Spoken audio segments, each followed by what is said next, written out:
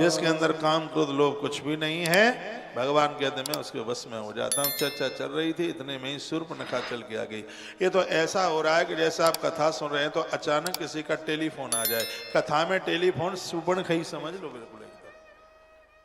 इतनी बढ़िया कथा सुने बैठे हैं सब भूल भाल कर, और इतने में फोन आ जाए और वो खड़ा करा के लेकर के कोशिश करे। ले तो हम कहते हैं कथा के बीच में मोबाइल करो बंद। इतनी बढ़िया चर्चा चल रही, इतने में ही शूर्पणखा आ गई बीच में। गोस्वामी लिख रहे हैं शूर्पणखा रावण की बहिनी दुष्ट है दारुण जसयनी। पंचवटी सो गई एक बारा, देख बिकल भई जुगल कुमार। रामायण में दो विशेष स्त्रियां हैं और दोनों अरण्य कांड में ही हैं। एक का नाम है शूर्पणखा और एक का नाम है सवरी। दोनों में अंतर है। जिसका चमड़ा सुंदर है वह शूर्पणखा है और जिसका हृदय सुंदर है वो सवरी है। चमड़ा भले ही सुंदर न हो लेकिन हृदय सुंदर होना चाहिए। जिसका चमड़ा सुंदर था भगवान ने देखा भी नहीं, और जिसका हृदय सुंदर था भगवान ने उसके जूठे बेर खा लिए। आप ये नहीं सोचिए हम गोरे भूरे हों उससे भगवान मिल जाएंगे। बाहर की आकृति कैसे भी हो लेकिन अंदर की विकृति नहीं होनी चाहिए। अंदर से लोग साफ सुथरे होने चाहिए। मन में कुटिलता नहीं, मन में किसी भी प्रकार का छल नहीं, कपट नहीं, वही तो सवरी है। शूर्पणखा आई और शूर्पणखा भगवान का रूप देखते है, कहते मम अनुरूप पुरुष जग माई, देखो खोज लोक त्यों नाई। मेरे जैसा स्वरूप वाला इस दुनिया में नहीं है कोई। और पति के लिए निकली हूं खोजने के लिए, लेकिन तुम भी मेरे लायक नहीं हो। पर तुम माना कछु, तुम्हें देखकर कुछ मन करता है कि जोड़ी ठीक जम जाएगी। भगवान को बातों में फुसलाने लगी तो सीते चितई कही प्रभु बाता एक बार मुरलग भराता। भगवान ने कहा हम तो शादीशुदा हैं, हाँ, और हमसे जो बड़ी है हमारी माँ है, बराबर की बहन है, छोटी बेटी है। ये राम का संदेश है। कहा गया यदि नारी को जीत सकते हो तो या तो उसको बहन बना लो, या बेटी बना लो, या उसको माँ बना लो, तो ही उसको तुम जीत सकते हो। नहीं तो 1000 सांप के डसने से व्यक्ति बच सकता है, पराई नारी के डसने से व्यक्ति बच नहीं सकता। राम का संदेश ये बहुत बड़ा अपराध है।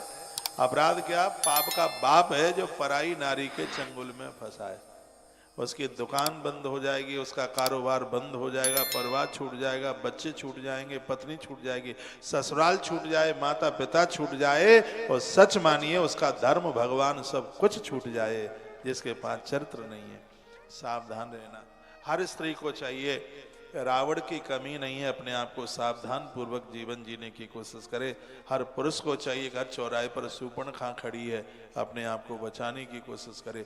बढ़िया ड्राइवर वही नहीं है जो गाड़ी किसी को टकराता नहीं है।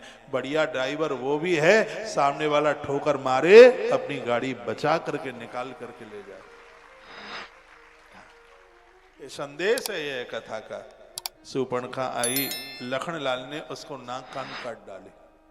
राम जी ने कहा रे लक्ष्मण ये बता कि तूने इसकी नाक क्यों काटी? तो कहा कि जो पराये पुरुष को फंसाए अपनी बातों में अपना आदमी मरवा के आ गई है, दूसरे आदमी को अपने चंगुल में फंसा रही है, तो इज्जत की नाक इसके मुंह पर नहीं होनी चाहिए, इसलिए हमने इसकी नाक काट डाली। तो कानों ने क्या बिगाड़ा? कान क्यों काटे? पंडित जी कान क्यों काटे?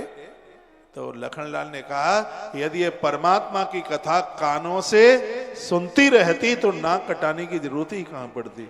ऐसी बात ही नहीं बोलती। हाँ, तो जो कान भगवान की कथा ना सुने तो वो तो कान काटने के ही लायक थे। तो शूर्पणखा खरदूषण के पास रोई। खरदूषण 14,000 सेना लेके आई। यही तो राम है। मेरे प्रभु श्री राम जी ने वाण नहीं उठाया, और वो जितने थे वो सब ही एक दूसरे को राम समझ रहे थे, और एक दूसरे के बीच में युद्ध करते हुए सब खत्म हो गए थे। राग और द्वेष ही खरदूषण है। भक्ति में राग द्वेष को जो खत्म कर देगा वही मोह रूपी रावण को जीत पाएगा। बड़ी लंबी कथा है, टाइम नहीं बचा, इस बात का मलाल रहा है। लेकिन फिर माँ रेवा माँ नर्मदा कृपा करेगी तो आपके बीच में जरूर आना होगा। कथाएं तो भगवान की कृपा से कोई कमी नहीं है। 27 पूरा बुक है, अभी तो 25 ही चल रहा है, 2 साल बाद 27 आवेगा। भगवान की कृपा है, कोई अपना तो इसमें कुछ है नहीं। अभी मैं बैठा ही बैठा 5 मिनट पहले ही मैं ये बोल रहा, अपने मन में सोच रहा था मैं कितना भाग्यशाली हूँ। मां नर्मदा के किनारे आज पूर्णमासी को भी मुझे व्यासपीठ पर बैठने का मौका मिल गया है। रात को चला गया होता है तो कहाँ ये जगह मिलती है, स्थान कहाँ मिलता। और ये सत्य है कि आज भोर में मुझे ऐसा आभास हुआ कि मां नर्मदा मुझसे कुछ बोल रही है। मैंने अपने जीवन में उछाल भरते हुए मां नर्मदा का जल आज तक नहीं देखा, जो मैंने आज सुबह गद्दी पर बैठा हूँ पवित्र स्थान पर, जो मैंने माँ को उछाल भरते हुए सेठानी घाट पर देखा। मैंने मत्था टेका, प्रणाम किया, माँ को वंदन किया, मुस्कुराती हुई प्रसन्न चित्त होती हुई। इस कथा का जो भी आनंद है वो श्रेय मां नर्मदा को है। ये माई की कृपा से हुआ है, इसमें अपना कुछ भी नहीं।